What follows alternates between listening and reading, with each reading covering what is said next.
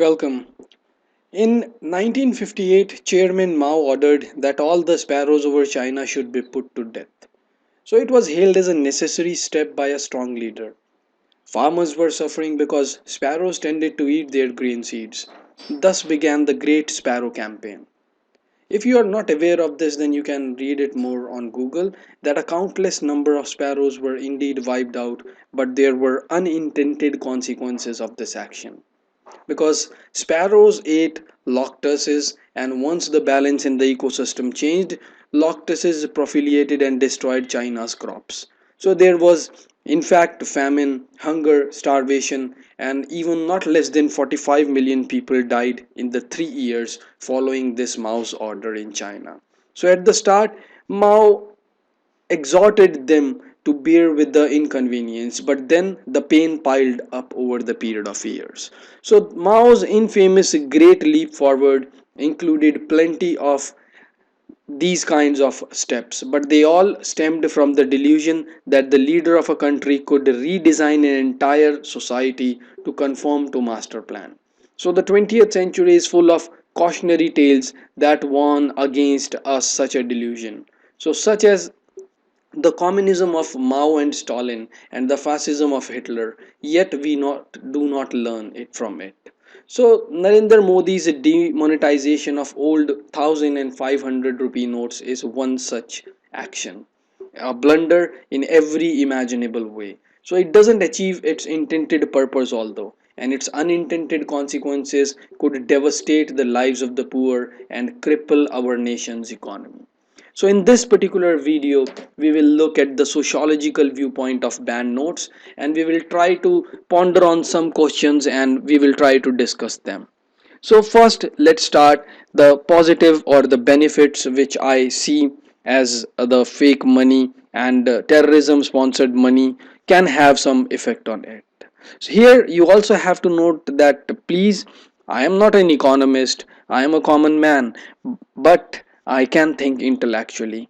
And what I have observed and what I have seen in those days from past 7 or 8 days, that is what I am sharing in this video.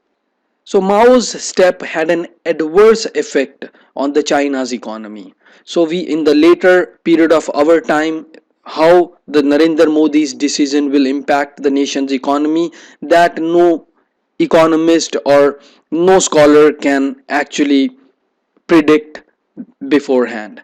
So let's start. So first we will try to look at some positive aspects, like the as Narendra Modi claimed that the fake money and terrorism sponsored money and its infusion will come less in our country, and to this point I agree with him.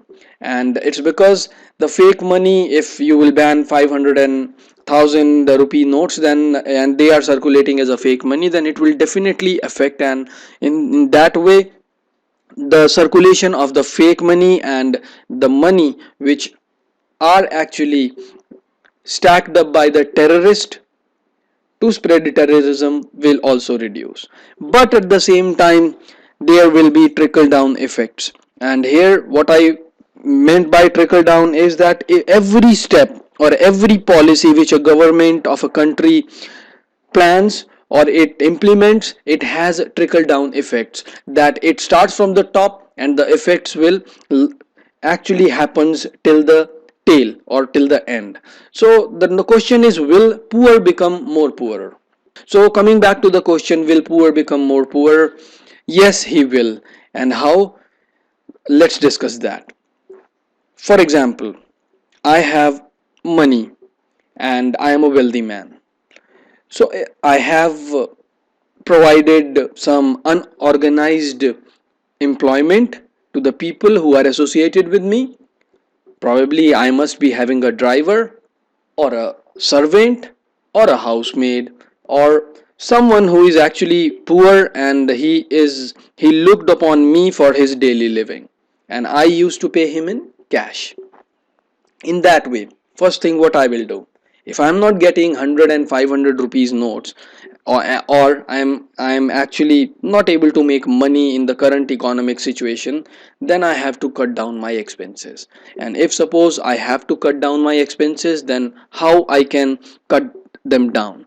So I don't need my uh, car wash person or a guy who washes my car. I will ask him that you please do not come from tomorrow. And then I don't need extra servants in my home. Even I can drive myself, so I will cut on the expense of the driver. So if they are poor and they are actually poor people, they will be more poorer. And the second scenario which I want to discuss is, for example, if the government is insisting that we should swipe down our cards and that will curb the menace of black money. So can you expect a normal person or an educated person like us that we will actually trust the roadside hawker and we will ask him that okay, take my card and please swipe it there? So it will also increase the liability that if you are providing those hawkers and those poor people with the credit card machine, they are illiterate, they don't know how to use them and things like that, then how you can expect them that they will accept the payments and people will just walk down the lane and they will try to buy the things from the local hawker or the local poor who usually ferries in the colony. So in this way they also face this the downturn of the economy, and if they will not having cash, then the people will not buy from them. Instead they prefer to walk into the malls, they prefer to buy the vegetables from the malls even if they have to drive a few kilometers away from their home. So how it will affect the urbanization? First instance, if you are living in Delhi or if you are living in a city, then if a person, a hawker, or for say the driver, they are not able to earn for their substantial existence, what they will do? They will go back to their homes. Now, here is the point. If a person who is actually migrated to Delhi or Mumbai for his living and he is actually poor, then what he will do? He will go back to this hometown. And what will happen then? How he will feed his family? He might be a landless people, or he doesn't own any land for farming or whatever. So in one way, this step can kick him out from his living. So then the next point, if suppose he is living in Delhi, he is also spending someone. Might be he has taken a room, and I have seen people like these. They used to, club in their resources like 20 or 30 people, and they rent an apartment. You cannot call it an apartment, or a small room where they have a common bath and toilet, and they used to live, and they usually pay 1,000 or 1,500 rupees for their room. So in that way, they have to evacuate them. They have to evacuate them, the rooms. Then the person who is owning these rooms, whose earning or the source of earning is getting rent from these hawkers, his earning will be also affected. So it's a chain, and as we are seeing with an example, that this is the trickle down effects, that on one instance a currency ban can actually affect and penetrate the whole society. So for example, the guy who was here and was working as a vegetable vendor or a hawker, he went back to his hometown, and where he was living, that he has evacuated his own building or the room in which he was living. Then what he will do?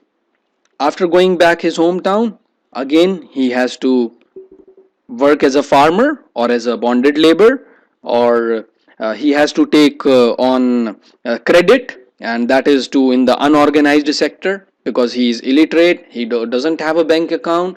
So he will come into the clutches of again for the money lender or the zamidar. So in that way his life is actually impacted. So next, there is really speculation about the real estate prices, that what will be the real estate prices and things like that. So as I have told you, the rental prices for home and commercial will be actually getting down. They will be cut down.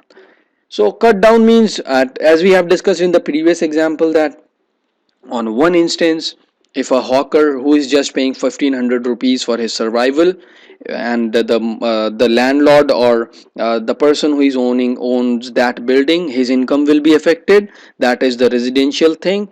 Or if a doctor or a salaried employee, if he's living in some apartment, or he is already living there, then he can get more options of renting out another property by a lesser price.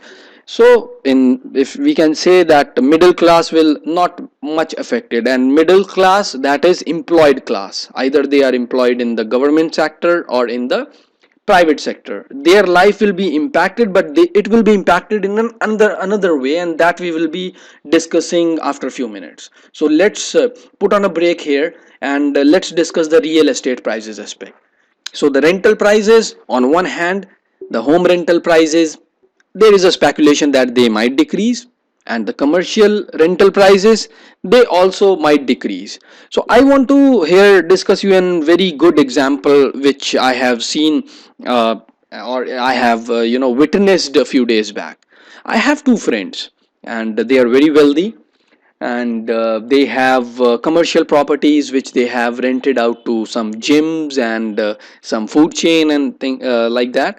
And they used to spend 4000 rupees daily in a nearby pub, and they pool in their 2000 rupees each, and they used to spend 4000 rupees every day for buying liquor. So day before yesterday, when as I was driving, and I saw their car parked near a local theka. So what happened is, I asked them, "Hey, why? What are you doing here? I mean, it's an evening time." And what I saw was they were having a very small bottle of bagpiper, or a quarter, you can say, or pawa in Hindi, and which was actually, I think it's 80 rupees, and they were having a 10 rupees bhujia. So I was so much, they were so pissed off that they said they are not getting the money, and they don't want to be in line. So from pubs and restaurants, they actually thought that it will be a wiser decision to park their car outside a theka and get a 80 rupees pawa with a 10 rupees bhujia, and they were spending their money like that. So this is fine, means a person who is addict, he has to drink. But on the other side, or the other accentuation is that, you think of the pub owner. Okay, the pub owner, he is paying 2 lakh rupees rent a month to the person who has this property. Okay, and there are, for example, 50 people working in that particular pub. I think 50 is more, let's say 20 people are the waiters in this pub, some are bartenders, some are chef and waiters and things like that. So they are working. So if by five, let's say after the currency ban, if those two people, I'm here talking about those two friends of mine, they decided that they don't have to go to the restaurant or the pub to drink, so it actually affects their business as well. So people are not spending, they actually, my friends, they actually did not went into this pub, and they had their liquor. So the earning of the pub guy, or the guy who owns the pub, actually decreases. And how it will affect the poor is the waiter who is working. For example, there were 10 waiters there, and if this kind of thing happens for a longer period of time, for say 1 month or 2 months or for 6 months, then the decision which has to take by the pub owner is that he will expel those, he will cut down on his expenses, and he will expel the half of his staff. So again here the effect is on poor. Okay, now let us discuss the travel industry. As we know, the travel industry is basically industry which is based on the money which we have, or you can say leisure money, which are able to spend it comfortably after meeting our existential expenses. So will people travel? Think about the states, the Uttarakhand or the Goa. I mean, these states, the complete revenue of for these states is in the tourism industry. So it will affect this tourism thing as well. Now, what will be the impact on factories? For discussing factories, let's discuss a little bit about my favorite scholar, who is Karl Marx. Okay, Karl Marx said the capitalism is the spectre and democracy is actually a child of the capitalism. So when we will discuss the different aspect in our videos in the sociology series, you will can better understand. But at this time being, I just want to highlight a very minute thing about this capitalism theory of Karl Marx, that how it will impact the factories and how it will impact the workers of the factories. For example, I have a textile mill, right? And I have a factory. For example, I have 100 employees, right?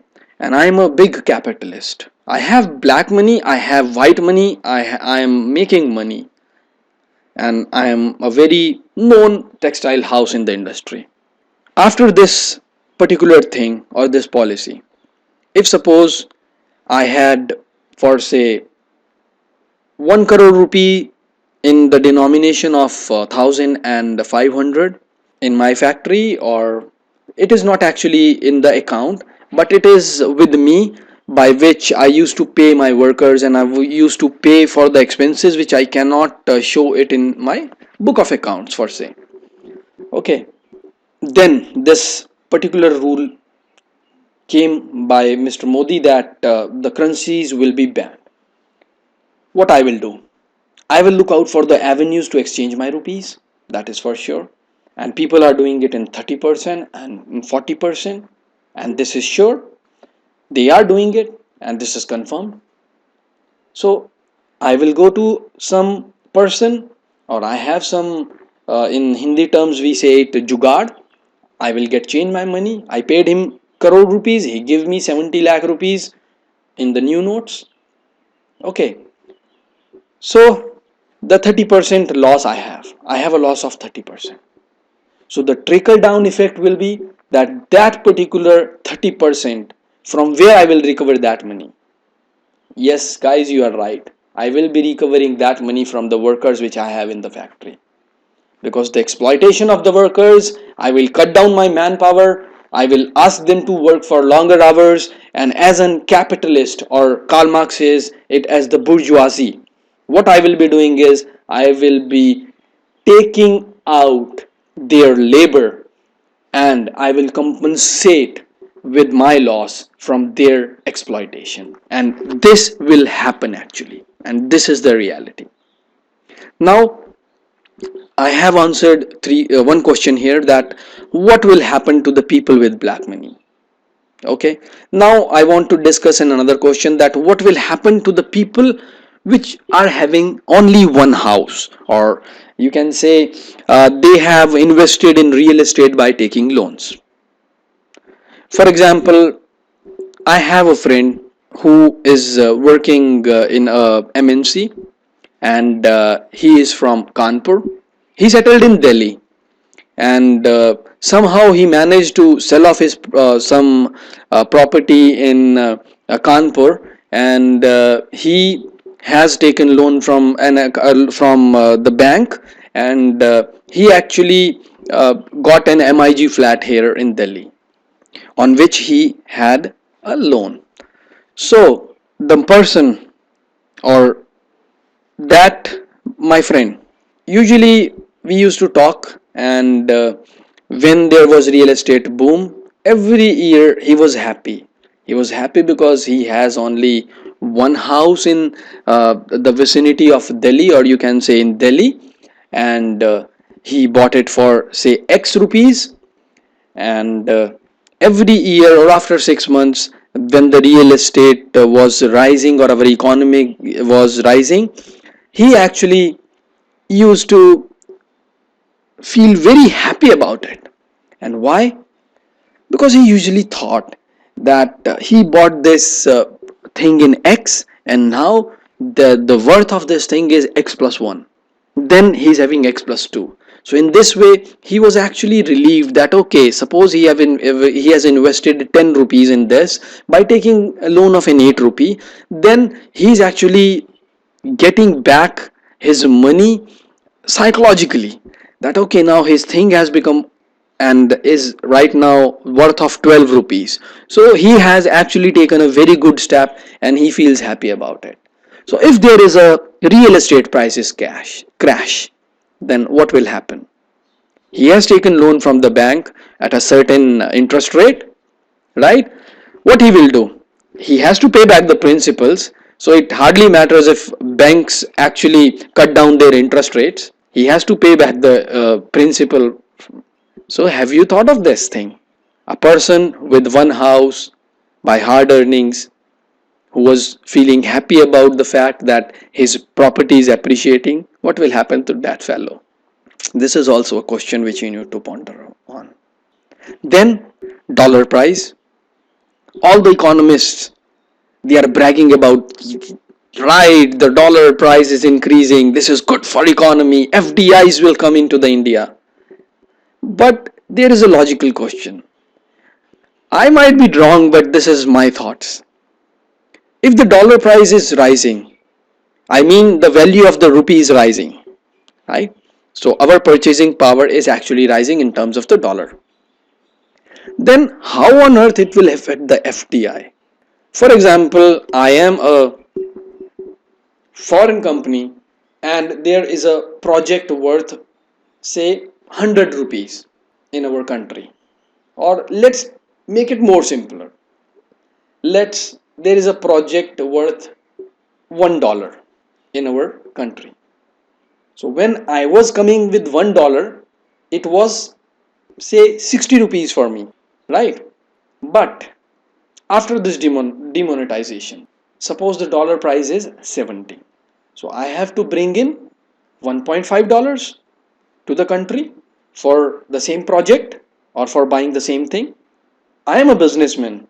All the multinational companies are businessmen. So why they will invest in India if they have to come with the 1.5 times amount of dollar to the country, another country for the same business? Makes sense, isn't it? Think of a thing. You can also think it in a very local terms, that suppose if I have to set up a factory in Nepal, my 100 rupees is their 110 rupees, for example. If the next day they will say that now the India and Nepal's currency is equivalent, so will it make any sense for me to go outside my country and to invest in Nepal? This is also another question which you have to think about. Now, banks, will they become strong really? Well, I can say they will become strong. But if businesses or the economy is not working, then who will take loans from them? Because here the baseline is how banks are doing work. We have to understand that actually how banking system works.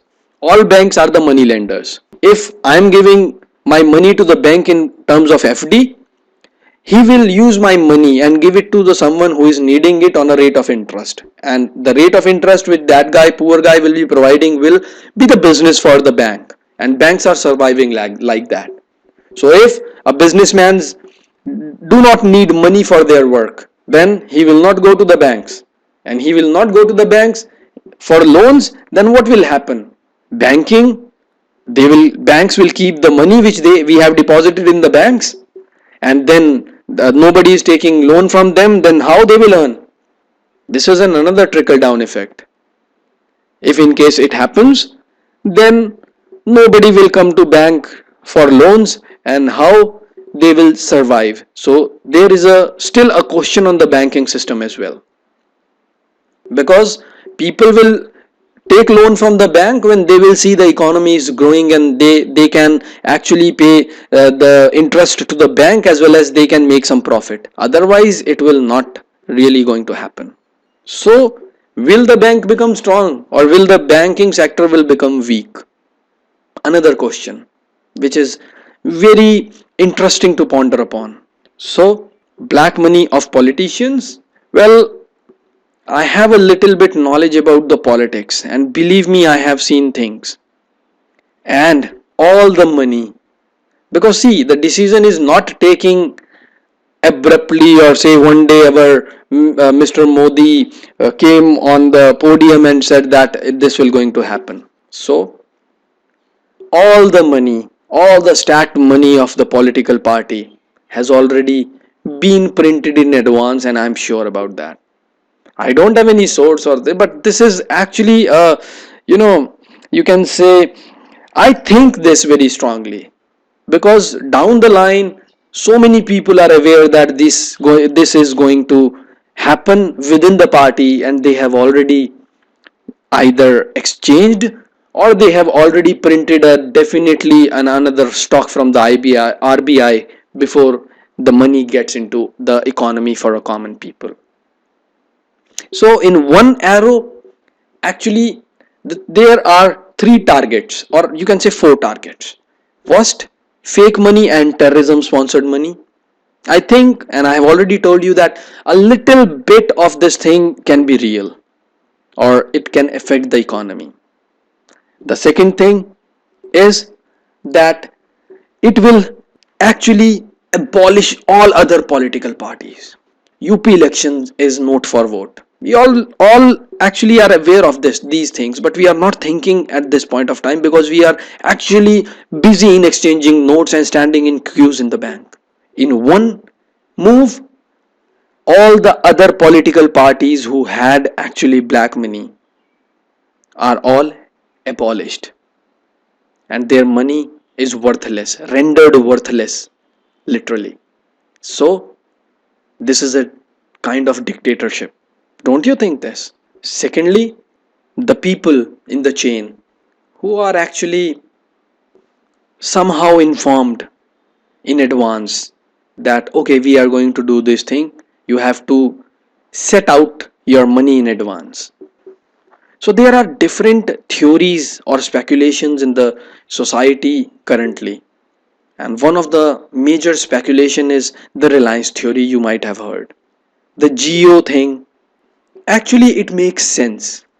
Thousands of crore rupees you can pay in cash, some part of it for setting up your infrastructure, for the contractors, the laborers who will lay down the fiber cable, for the machines, for the infrastructure, for the towers, for each and everything you can pay them. And then after setting up an infrastructure, you can actually generate a machine which will give you back the white money instead of black. So it's a cycle. You put on your black money in advance in the economy for an infrastructure setup, and that will become your factory for your black money to transform to the white money in which people will be paying bills. So you can show that they have used my services. So in one instance you have created a machinery of converting black money to the white money. I have also discussed already the party fund theory, that all the funds of the political parties are actually rendered worthless and useless because of this move. So the opposition parties, they are actually agitating, and they cannot tell in public that they had so many stacked currency in their godowns or in their pockets. So that is the thing, that in one go the single political party has emerged as a dominant party. So next theory is the RBI governor theory, that the Patel, the current governor, was actually replaced by the previous governor because he was the favorite of Reliance as well as of Modi, and in fact he is also a Gujarati. So I don't know about this, but I don't know. Actually, it might make sense, but if you can see the latest notes of 2000 rupees, the signature is of the Ujjain Patel, and he was actually recently replaced. So the claims that are made that this move was happening from quite a while, or it is actually pre-planned from 6 to 8 months or whatever, is actually, in my opinion, is totally lame. because 2000 rupees notes actually shows that, and the blunders which we are having in the notes, that the language, the Hindi language is actually written wrong in the note, shows this, that it is actually done in very hasty manner and without planning. Then there is another theory, and I actually support it, that it is very easy to carry black money in 2000 notes denomination. And it has been said by Kejriwal also, and I actually support this, because in 2000 rupees denomination you can actually carry 2 lakh worth rupees in your pocket. So people usually stack up this kind of currency in the higher denomination notes, and they prefer it. So it will have an impact to the black market also, that now in a little bit space you can stack up much more money in the denomination of 2000. So I want to end this particular video by saying that the move, I think, will actually make subsistential existence of a poor people, and they will be affected very badly, and this is the fact. The person who is in the government job will not be affected. In the private job, if suppose I'm working in an automobile industry and my industry is not going fine, or if suppose I'm working in a industry related to textiles, and if my business is not going in the import and export and all other stuff, so at the end of the day the trickle down effects will be like that. I will be affected in whatever hierarchy of the society I'm located. I might be at the lower class, I might be at the middle class, I might be at the upper class, but the effect or the trickle down effects, the intensity may vary. That if I have some money for my existence in my bank account, then I can survive. But if I don't have anything to lose, then I will be, and anything to gain. And for that people, this move, in my opinion, will not right for the economic growth of India. Well, I want to read out your comments, your answers, or your replies on my views, and I will definitely try to reply them. So, I think you should actually start asking questions in the comment section. And if you like this video, then gives me a thumbs up, and please subscribe my channel. And as I told you that I'm not an economist, I am actually not involved in so much depth about how economy works. I'm intellectually strong and I know that how it works. So but I'm not a professional economist, so these are my views, and that what I think, how I have seen in the past 7 days. People are actually, nobody is in the queue, and nobody wants to go in a line of the ATMs, and the people, they are changing their money in 30%, 40%, and for them this is the gain, and for them, for some, they are losing it. So this is the inherent thing of capitalism. And again, once again, the Karl Marx is actually getting right here, and this is the reason he is my favorite scholar, and I read him a lot. Whenever I read him, I find a new aspect in the current contemporary society, that actually what that scholar said is even valid, and you can relate it even in the 21st century. Thank you.